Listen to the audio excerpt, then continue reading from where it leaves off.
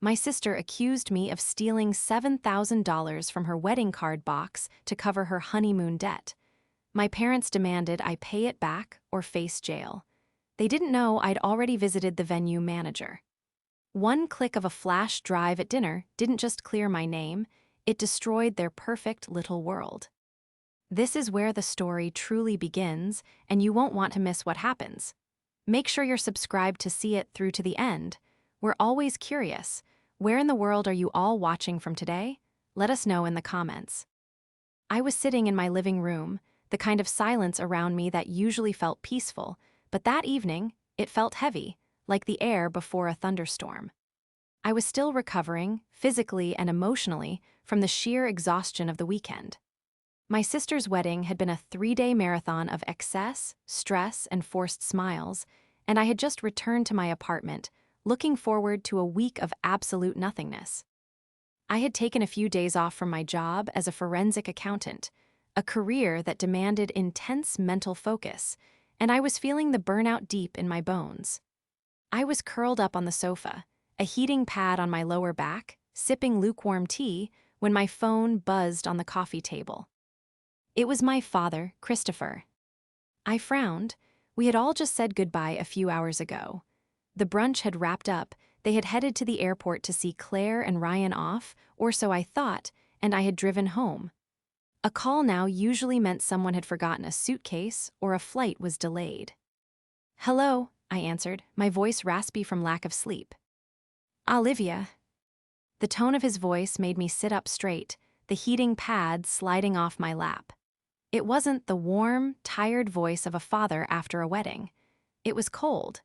It was the voice he used when he was speaking to a telemarketer or a mechanic he suspected was overcharging him. It was a voice devoid of affection. "Dad, is everything okay? Did Claire and Ryan get off all right?" "Don't," he snapped. The single word was like a whip crack. "Don't pretend, Olivia. I am sitting here with your mother and your sister. We are at the house. Claire didn't get on the plane." My heart hammered a strange rhythm against my ribs. "Why? What happened? Is she sick?" "She's sick, all right," Christopher said, his voice shaking with a suppressed rage I had never heard directed at me before. Sick that her own sister would do something this low. "The card box, Olivia. The envelope box from the reception."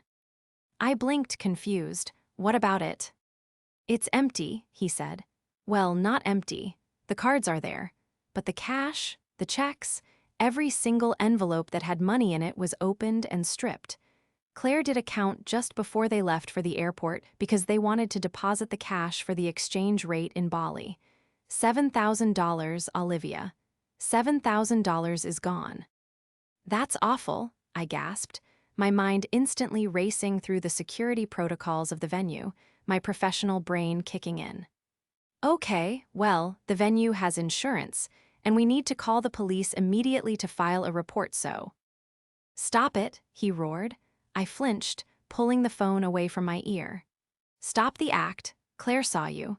She saw you near the table while everyone was lining up for the sparkler exit. You were the only one near the gift table for 20 minutes. And Susan saw you putting a thick white envelope into your purse before you left." "Dad, that was my parking validation and the thank you note Claire gave the bridal party," I protested, my voice rising in panic. "I didn't touch the box. I wouldn't touch the box." "Claire is in tears," he shouted over me. "Her honeymoon is ruined because of you. She knows you've been jealous of this wedding for months. She knows you think they spent too much.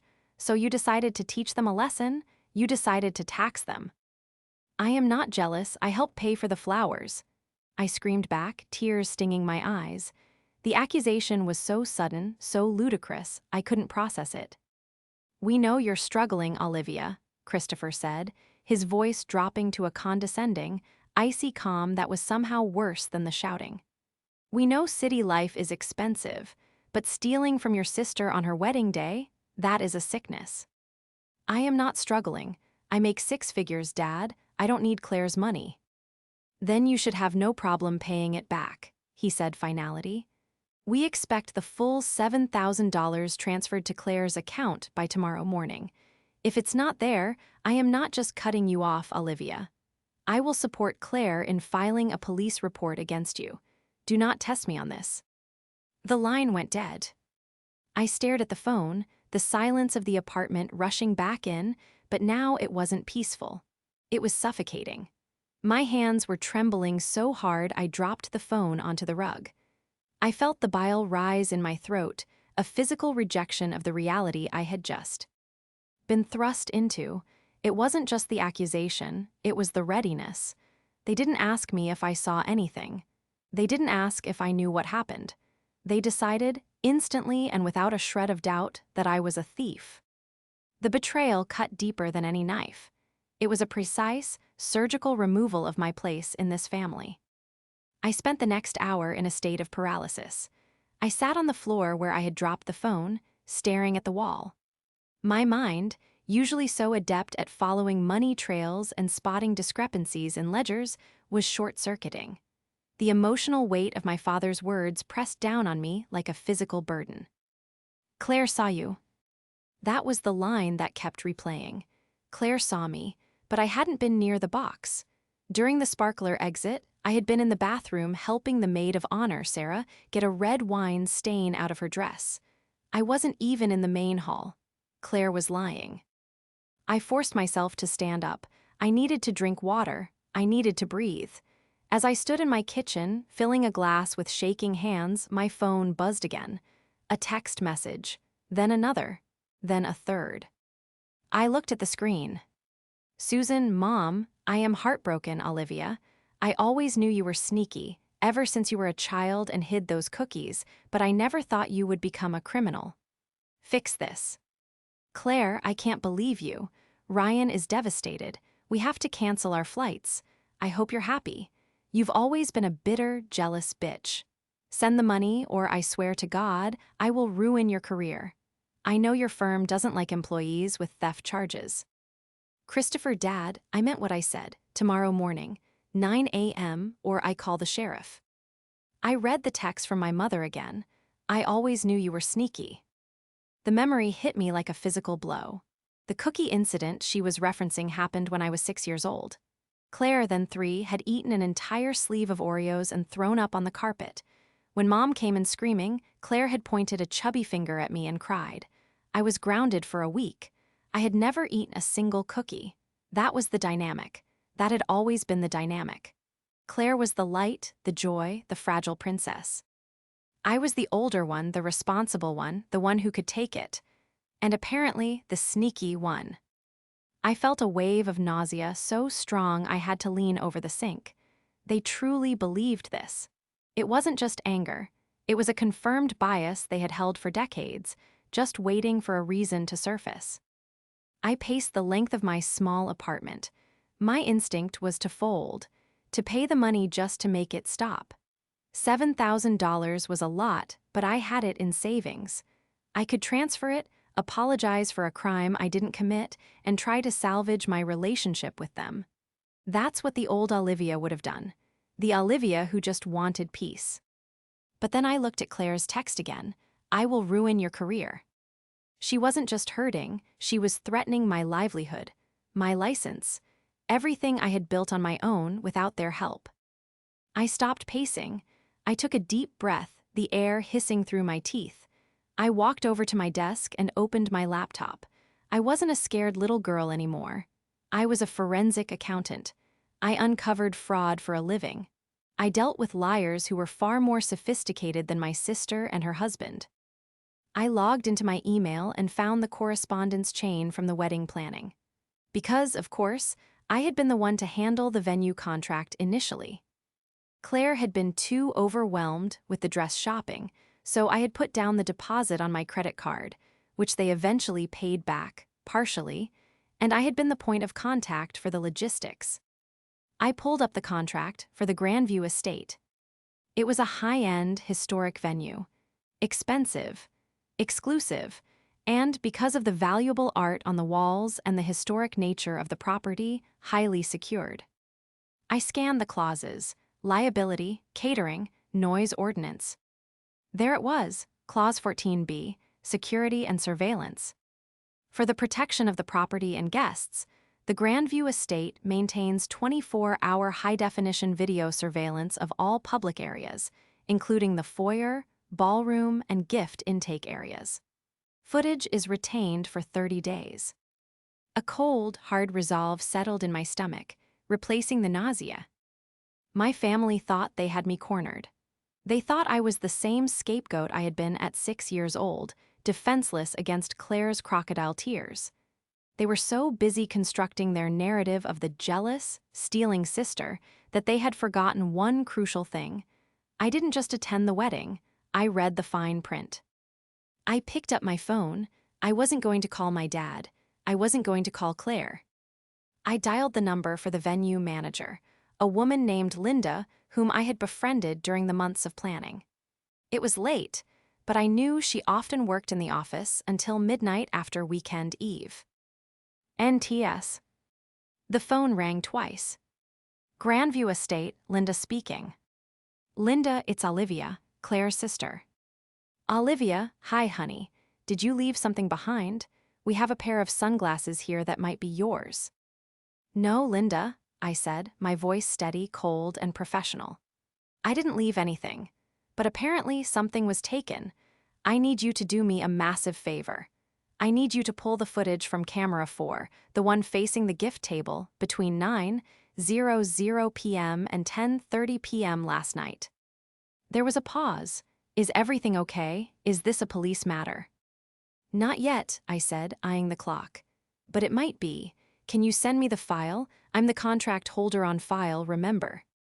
Technically, yes, your name is on the main agreement, Linda said slowly. Okay, give me 10 minutes. I'll email you a secure link. Thank you, Linda. You have no idea what you just did for me. I hung up and sat back in my chair. They wanted a fight. They wanted to talk about who was sneaky. I stared at the black screen of my laptop, waiting for the email notification. They had no idea what was coming. While I waited for Linda's email, the history of my relationship with Claire washed over me, a montage of sacrifices that had gone unnoticed. I was 29. Claire was 26. 3 years difference, but it felt like a generation. I was the practice child, the one my parents learned on. They were strict with me about grades, curfews, and money. By the time Claire came along, they were tired, or maybe they were just charmed. Claire was beautiful, charismatic, and demanding. She had a way of looking at you with wide, watery eyes that made you feel like a monster if you denied her anything. Growing up, if she broke a toy, she got a new one. If I broke a toy, I was told to take better care of my possessions. When I was in college, I worked 2 jobs to pay for my tuition so I wouldn't have to ask Mom and Dad for loans. When Claire went to college, Dad paid her rent for a luxury off-campus apartment because the dorms gave her anxiety. And I had accepted it. I loved her. She was my little sister. I defended her. When she got into credit card debt at 22, I gave her $2,000 to pay it off so Dad wouldn't find out. When she crashed her car because she was texting, I drove her to work for 3 weeks. But the shift happened when she met Ryan. Ryan was 30, a consultant with a vague job description, a leased BMW, and a smile that didn't reach his eyes. He was obsessed with image. From the moment he entered the family, he amplified Claire's worst traits. Her desire for nice things turned into a hunger for status. Her occasional selfishness turned into entitlement. The wedding planning had been a nightmare. Claire and Ryan wanted a $50,000 wedding on a $20,000 budget. My parents, Christopher and Susan, had dipped into their retirement savings to help. I had paid for the florist and the DJ as a gift, totaling nearly $4,000. But it was never enough. I remembered a dinner 2 weeks before the wedding. Ryan had been complaining about the cost of the honeymoon, a luxury tour of Bali. It's just ridiculous, Ryan had said, stabbing at his steak. We deserve a break. I mean, with the stress of this wedding, we should be going away for a month, not 10 days. Maybe you could scale back the floral arrangements, I had suggested gently. Ryan had looked at me with a sneer.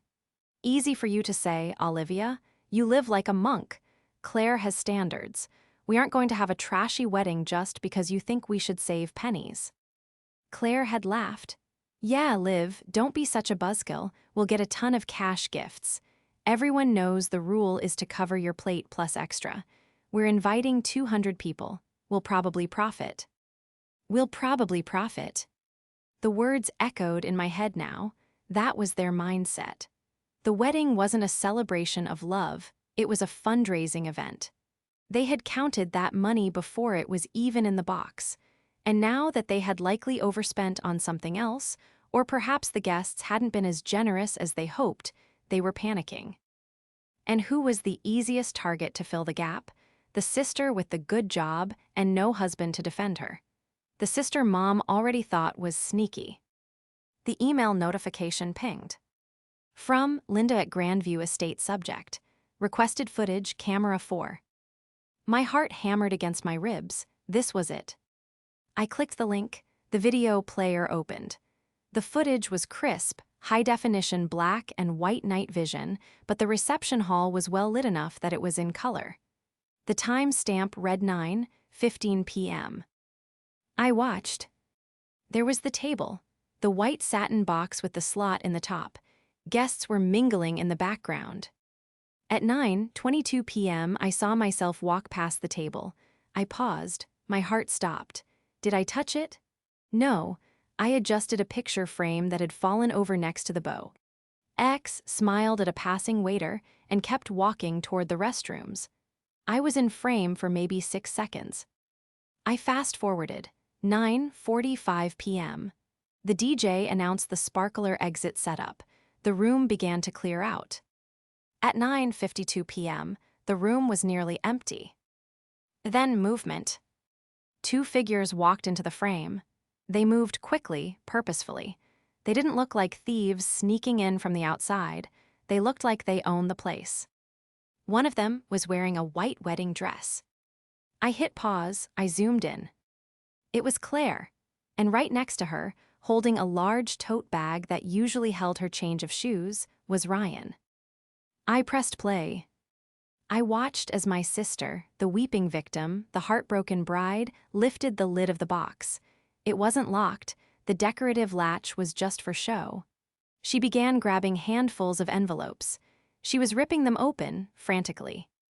Ryan was standing guard, looking toward the door. He said something to her. She snapped back, shoving cash into the tote bag. She threw the empty envelopes back into the box, but then Ryan shook his head.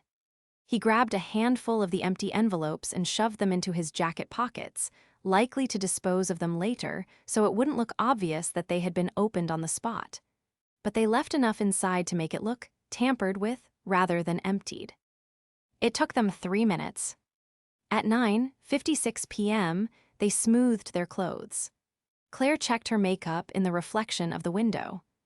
Ryan kissed her on the forehead, patted the bag, which was now bulging with cash, and they walked out toward the sparkler exit to be cheered by the very people they were stealing from. I sat back, the air leaving my lungs in a rush. They didn't just steal the money. They stole it from themselves to hide it, likely from my parents, or perhaps to hoard it away from joint accounts, or maybe just to stage a theft to claim insurance. Or, and this was the sickest part, to double dip. If they claimed it was stolen and blamed me, my parents would force me to repay the $7,000. They would keep the original $7,000 and get another $7,000 from me. It was a $14,000 swing. I looked at the freeze frame of Claire's face. She wasn't crying, she was smiling. It was a greedy, triumphant smile. A cold fury replaced my shock. My sadness evaporated. I wasn't the little sister anymore. I wasn't the sneaky one. I was the one with the evidence. I downloaded the file. I saved it to my hard drive. Then I saved it to the cloud. Then I reached into my desk drawer and pulled out a plain black USB flash drive. I transferred the file. Then I picked up my phone. I didn't text Claire. I texted my dad. To Christopher, I will bring the money, but I want to do it in person. I want everyone there. Mom, you, Claire, and Ryan, dinner tomorrow night at the house. I want this resolved face-to-face. His reply came 1 minute later. Christopher, good choice, we will be waiting. 7 p.m. I looked at the flash drive in my hand. It felt heavy, like a loaded weapon. See you at dinner, I whispered to the empty room. The morning of the dinner, I didn't wake up feeling like a victim. I woke up like a forensic accountant on the verge of closing a major case. The fear I had felt the previous night, the trembling hands, the nausea, had calcified into a cold, hard determination. My family wanted to talk about money. Fine, we would talk about money. But we weren't going to talk about my savings, we were going to talk about theirs. I sat at my kitchen table, a fresh pot of black coffee beside me, and logged into my work laptop. I wasn't doing this on company time, technically, but I was using the skills and the public record databases that my subscription fees paid for. I had the smoking gun video, but my training told me that theft is rarely an isolated incident. People don't just decide to rob their own wedding guests on a whim. There is always a precursor. There is always a pressure point. I started with Ryan. He liked to present himself as a high-flying business consultant. He drove a leased BMW 5 Series. He wore a Rolex that I had always suspected was a high-quality replica. My parents ate it up, bragging to their friends about their successful son-in-law who was in finance. I pulled up the public records for the county. I started with civil court records, nothing under his current address. I expanded the search to his previous address in the city. Bingo! 2 years ago, a judgment for $4,500 from a landlord for unpaid rent and damages. It was listed as satisfied only 6 months ago. Interesting, who paid that off? I dug deeper. I checked the UCC filings, Uniform Commercial Code. These are public records that lenders file when they have an interest in personal property, usually for business loans or high-risk personal loans. There was a filing from 4 months ago. The creditor wasn't a bank. It was a company called QuickCap Solutions, LLC. A quick Google search revealed they were a IG Interest, short-term lending agency, a predatory lender. The kind you go to when the banks have already said no. The secured collateral listed? Future receivables. It was a business loan, but for a consulting firm that had no website, no LinkedIn presence, and its registered address was a P.O. box at a UPS store. The amount financed, $15,000. I leaned back, sipping my coffee. Ryan was drowning. He had taken out a high-interest loan 4 months before the wedding. Why? To pay for the ring? To pay for the deposit on the BMW? It didn't matter. What mattered was that the payments on a loan like that would be aggressive, weekly draws. If he missed them, they would come after him hard. Then I looked at Claire. My sister had a job as a marketing coordinator. It paid decent money, maybe $55K a year. But her credit report, which I couldn't access legally without permission, wasn't necessary to see the pattern. I looked at her Venmo history, which she had foolishly left public. In the last 3 months, there were dozens of outgoing payments to Ryan. Captions like rent help, car payment, and groceries. She was subsidizing him. The rich husband was bleeding her dry, and now they were both bleeding out. The wedding wasn't just a party, it was a lifeline. They needed that cash box to be full. And when they realized the cash gifts might not cover the QuickCap loan and the honeymoon, they panicked. They decided to double dip. Steal the cash to hide it from the debt collectors or use it immediately, and then extort me for another $7,000 to cover the loss. It was a Ponzi scheme built on tulle and buttercream frosting. I printed everything: the judgment, the UCC filing, the screenshots of the Venmo transactions. I organized them into a crisp manila folder. Then I went to the bank. I withdrew $7,000 from my savings account in the form of a cashier's check made out to Claire and Ryan. The teller smiled at me, a late wedding gift. I looked at the check, the paper smooth and heavy in my hand. Something like that, it's for an education. Oh, are they going back to school? No, I said, sliding the check into an envelope. But they are definitely going to learn a lesson today. I went home, showered, and put on my court armor, a sharp navy blazer, tailored trousers, and heels that clicked with authority on the floor. I put the flash drive in my blazer pocket. I put the manila folder in my bag. I put the check in my purse. I was ready. The drive to my parents' house took 40 minutes. Usually, this drive was filled with a low-level anxiety, a rehearsal of what I would say to avoid criticism. Yes, Mom, I'm dating. No, Dad, I didn't get a promotion yet. Today, the anxiety was gone. It was replaced by a buzzing adrenaline, a hyper-awareness of every detail. The sun was setting as I pulled into the driveway, casting long shadows across the perfectly manicured lawn that my father prized above all else. His truck was there. Claire's car was there. Ryan's BMW was parked right in the center, taking up 2 spots as usual. I walked to the front door and didn't knock. I used my key. I stepped into the foyer. The smell of pot roast wafted from the kitchen, my mother's serious family discussion meal. "We're in the dining room," my father's voice boomed. I walked in. The table was set with the good china, which felt grotesque given the circumstances. My father sat at the head of the table. My mother was on his right. Claire and Ryan were seated across from the empty chair meant for me. Claire looked like a tragedy. She was wearing no makeup, her hair was in a messy bun, and she was wearing an oversized sweatshirt. She was playing the role of the traumatized victim to perfection. Ryan, on the other hand, looked twitchy. He was wearing a polo shirt that was too tight, and his leg was bouncing under the table. "Sit down," my father said.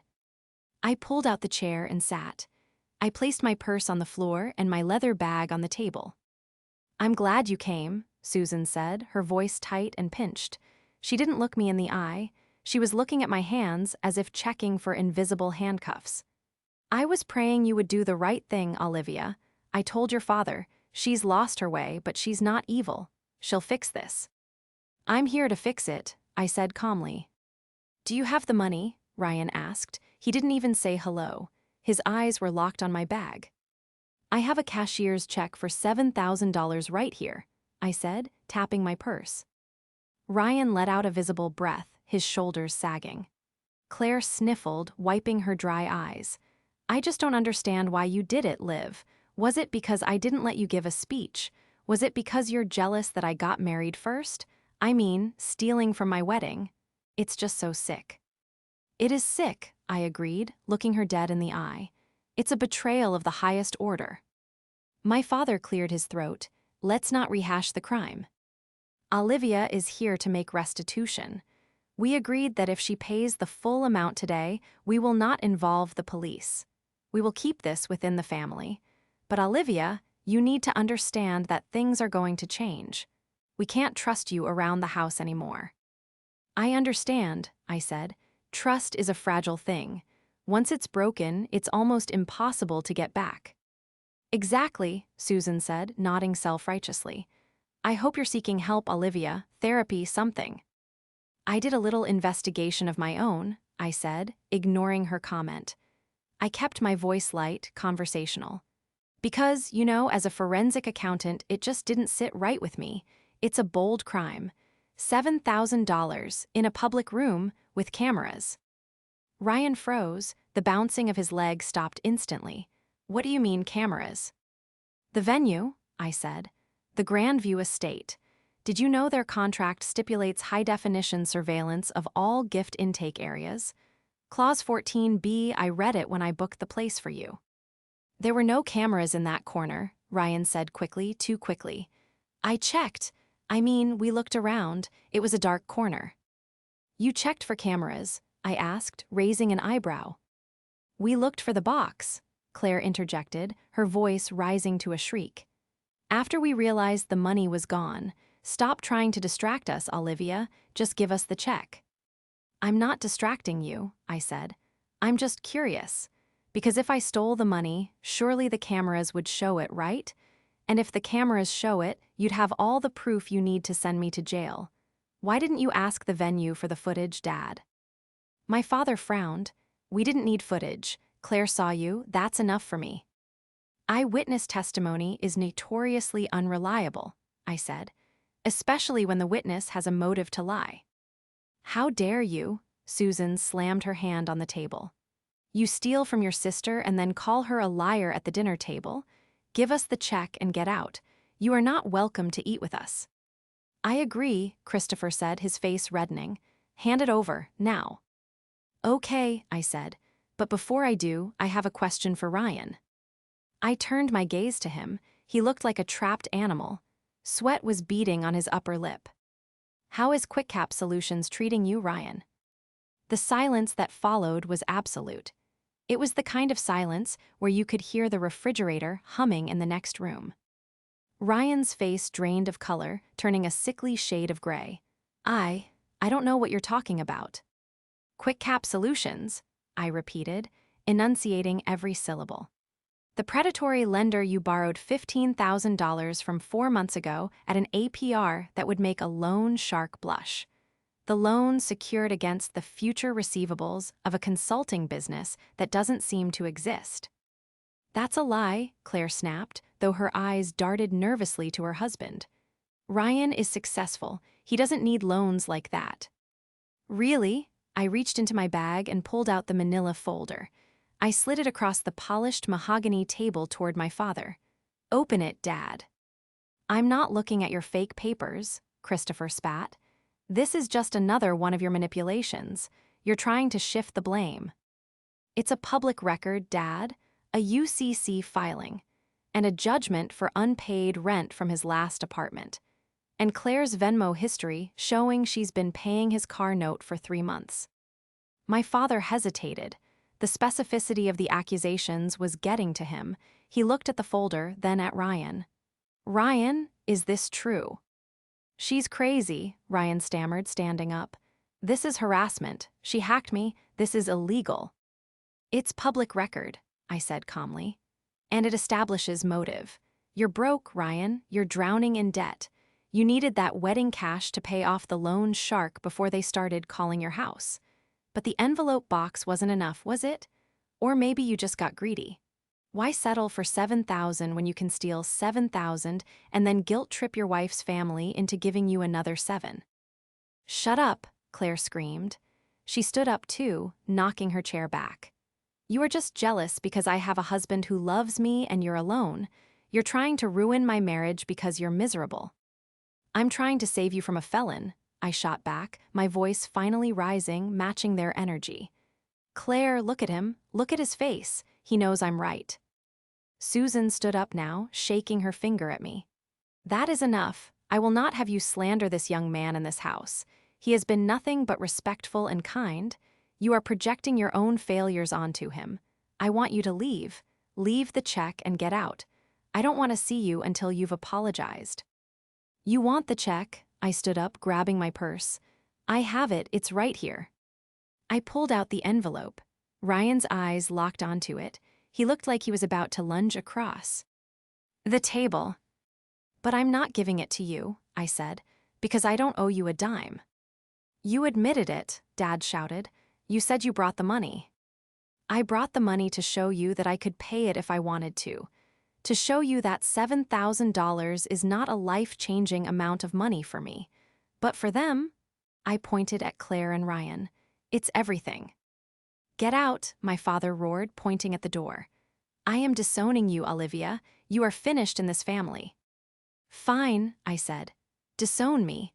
But before I walk out that door, you are going to watch one thing. You said Claire saw me at the table. You said I was the only one there. She saw you, Susan cried. Then you should have no problem watching the video of the actual theft, I said.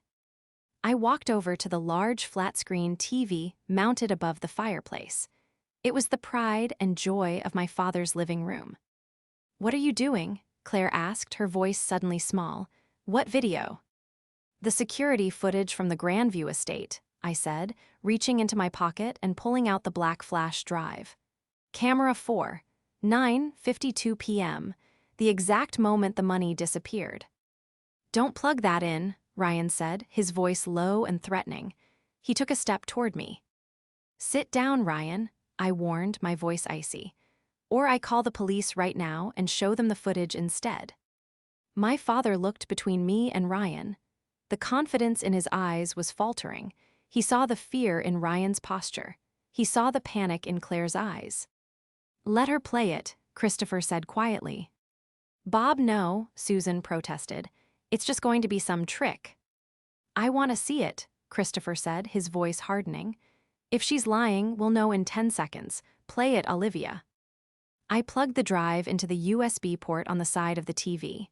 The screen flickered to life. The folder popped up. I selected the file labeled Evidence Cam 4, MP4.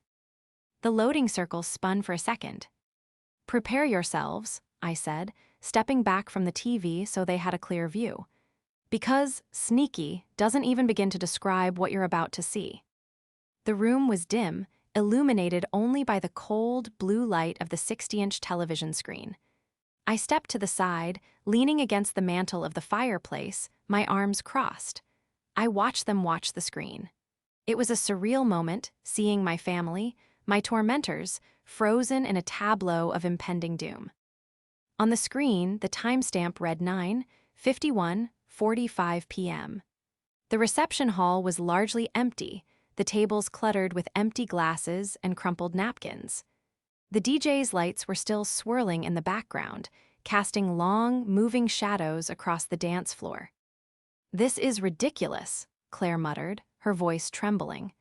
She had sat back down in her chair, perhaps seeking stability, and picked up her fork, stabbing nervously at a piece of roast beef on her plate as if eating would normalize the situation. "There's nothing to see. You're just wasting our time." "Just watch," I said softly. At 9:52, 10 p.m., the movement started. Two figures entered the frame from the left, moving with a quick, furtive urgency that was unmistakable. The camera angle was high, looking down at the gift table, but the resolution was crystal clear. It was Claire, and it was Ryan. My mother gasped. It was a sharp intake of breath that sounded like she had been punched in the gut. Christopher leaned forward, his eyes narrowing, his mouth slightly open. On screen, Claire, wearing her custom-altered Vera Wang gown, looked around the room. She wasn't looking for guests to thank. She was checking the sightlines. Ryan stood with his back to the table, acting as a lookout, his head swiveling left and right. "That's," my father whispered, "that's you." "No," Claire whimpered. She was staring at the screen, her face pale. The fork in her hand was shaking violently. On the video, Claire reached for the box. She didn't treat it with the reverence of a bride appreciating gifts. She attacked it. She flipped the lid open. Her hands, manicured and ring-clad, dove into the pile of envelopes. We watched in high-definition silence as she began ripping them open. She wasn't reading the cards. She wasn't looking at the heartfelt messages from aunts and cousins. She was tearing the paper, extracting the cash and checks, and tossing the cards back into the box. "Hurry up," Ryan seemed to mouth on the screen, turning to help her. He grabbed a handful of envelopes, stuffing some into his jacket pocket and ripping others open, shoving the cash into the tote bag Claire was holding open. The greed on their faces was palpable. It wasn't just desperation, it was a frenzied, ugly avarice. They looked like vultures picking at a carcass. At 9:54:30 p.m., Claire held up a thick envelope, likely from my grandmother, and pulled out a stack of $100 bills. She kissed the money, actually kissed it, then she shoved it into the bag. In the dining room, the silence was shattered by a single metal. Lick clang. Claire dropped her fork. It hit the fine china plate with a sound that rang like a gunshot in the quiet room. She didn't pick it up. She just stared at the image of herself kissing the stolen cash, her mouth agape, her eyes wide with a horror that had nothing to do with remorse and everything to do with being caught. "You," Susan's voice was a whisper, barely audible. She turned her head slowly to look at her golden child. "You stole it." "It's not what it looks like," Ryan shouted, jumping up from the table. He pointed at the screen. That's out of context. We were just moving it for safekeeping." "Moving it?" I asked, my voice cutting through his panic. "By ripping open the envelopes, by stuffing the cash into a gym bag and leaving the cards behind, by kissing the money, Claire." "We were going to deposit it," Ryan yelled, sweat now pouring down his face. We didn't want it to get stolen. So you took it for safekeeping, Christopher said, his voice rising, a deep, rumbling baritone of fury. And then, you called me. You called me and told me Olivia stole it. You told me you saw her. Claire stammered. She looked from the TV to our father. Daddy, please, you don't understand, the pressure. The wedding costs so much. You lied to me, Christopher roared, slamming his fist onto the table. The glasses rattled. You looked me in the eye, crying, and told me your sister was a thief. You tried to make me have her arrested. It was Ryan's idea, Claire screamed, the dam finally breaking. She pointed a trembling finger at her husband. He made me do it. He said we needed the money for the loan sharks. He said if we didn't pay them, they would take the car. He said blaming Olivia was the only way to get double. You witch, Ryan turned on her, his face contorted. You were the one who said Olivia was an easy target. You said, Mom already thinks she's sneaky, they'll believe anything. You wanted the honeymoon. You wanted the Bali trip. I didn't want to go to jail, Claire shrieked, sobbing hysterically now. You ruined everything. I watched them turn on each other, the perfect couple dissolving into a puddle of recriminations and hatred. It was ugly, it was pathetic, and it was the most satisfying thing I had ever seen. Susan was weeping silently, her face buried in her hands. The image of the sneaky sister she had constructed in her mind was shattering, replaced by the reality of the daughter she had spoiled into a monster. You wanted double, Christopher said, his voice shaking with disgust. He was looking at Ryan. You stole $7,000 from the guests, and you wanted another $7,000 from Olivia. You tried to extort my daughter. Christopher, please, Ryan begged, holding up his hands. It's just business. We were in a tight spot. We can fix this. I can. Get out, Christopher said. What? Get out, my father stood up, knocking his heavy chair backward. Get out of my house. Both of you, get out before I kill you. Daddy, Claire wailed. Don't you daddy me, he shouted, his face purple with rage. You are a liar, you are a thief, and you tried to destroy your sister's life to cover your own greed. I am ashamed. I am ashamed that you carry my name. Ryan grabbed his keys off the table. He didn't wait for Claire. He bolted for the door. Claire stood up, sobbing, looking at me. Olivia, please, help me. Tell him to stop. I looked at her. I looked at the sister I had protected for 20 years, the sister I had driven to school, the sister I had bilayed out, and I felt nothing. The cord was cut. I think you should go, Claire, I said calmly. You have a honeymoon to cancel. She wailed again and ran out the door after Ryan. We heard the front door slam, then the screech of tires as Ryan peeled out of the driveway, likely leaving her to drive her own car. The silence returned to the dining room, but now it was filled with the wreckage of a family. I walked over to the TV and pulled out the flash drive. The screen went black. I turned to my parents. They were both staring at the empty chairs where the golden couple had just been sitting. Susan looked up at me, her eyes red and swollen. Olivia, she whispered, I don't know what to say. You don't have to say anything, I said, picking up my purse.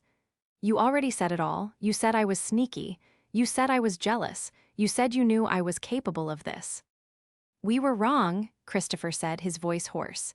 He looked old suddenly. The fight had drained out of him. We were so wrong. I am so sorry, Olivia. I know you are, I said. But sorry doesn't fix the fact that you were ready to send me to jail yesterday. You didn't ask me for my side. You didn't hesitate. You just believed the worst of me because it was easier than believing the truth about them. I walked to the door. Wait, Susan said, standing up unsteadily. Where are you going? Stay, P. Lise, let us make you dinner. Let us talk. I looked at the pot roast on the table, the serious talk meal.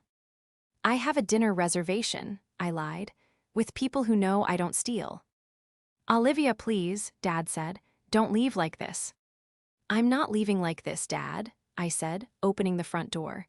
I'm leaving with my head up, and I'm leaving with my $7,000. I stepped out into the cool night air. Behind me, I heard my mother burst into fresh tears. I didn't look back. The fallout was swift, brutal, and entirely public. I didn't have to leak the video. I didn't have to ruin Claire's reputation. She did it herself. Or rather, the truth did.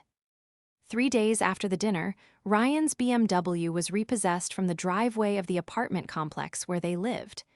It happened in broad daylight, and a neighbor, one of the bridesmaids, actually saw it and posted about it in the group chat. The facade of the wealthy consultant crumbled overnight. The quick cap loan shark didn't care about family drama, they just wanted their money.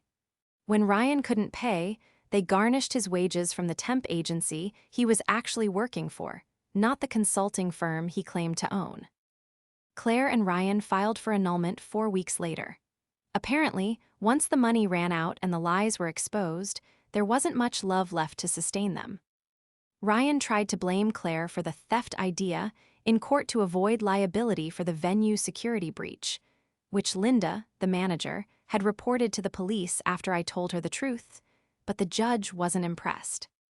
They were both ordered to complete community service and pay a fine for the theft, though since the victims were technically themselves and their guests, no jail time was served.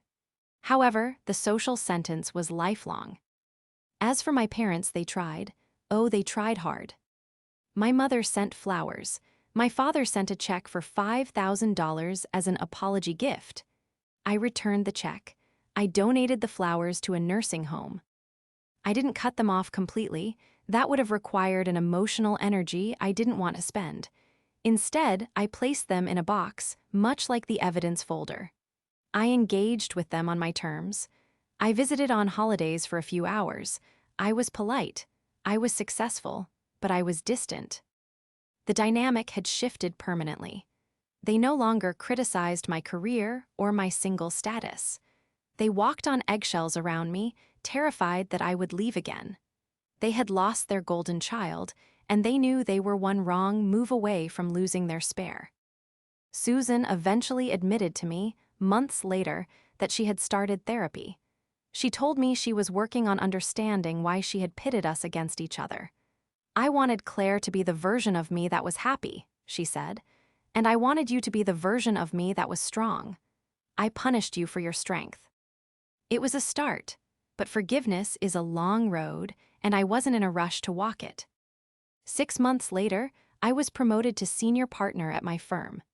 The celebration dinner was at a high-end steakhouse downtown. I invited a few friends and colleagues. As we were ordering, my phone buzzed. It was a text from Claire. Claire, hey Liv, I know you hate me, but I'm really struggling. Ryan left me with all the debt. I'm living in a studio apartment and eating ramen. Can I borrow $500 just for groceries? I promise I'll pay you back. I looked at the message. I remembered the little girl who ate the cookies and blamed me. I remembered the bride who kissed the stolen money. I remembered the sister who told me she would ruin my career. I didn't feel anger. I didn't feel pity. I just felt clarity. I typed a reply. Me, I think you should ask Mom and Dad. They always had a soft spot for your stories. Then I blocked the number. I put the phone face down on the table and looked up at my friends. The waiter arrived with a bottle of champagne. What are we celebrating specifically? One of my colleagues asked, raising her glass. I smiled, a genuine, unburdened smile that reached my eyes. We're celebrating balance, I said, clinking my glass against hers. And the fact that the ledger is finally clear.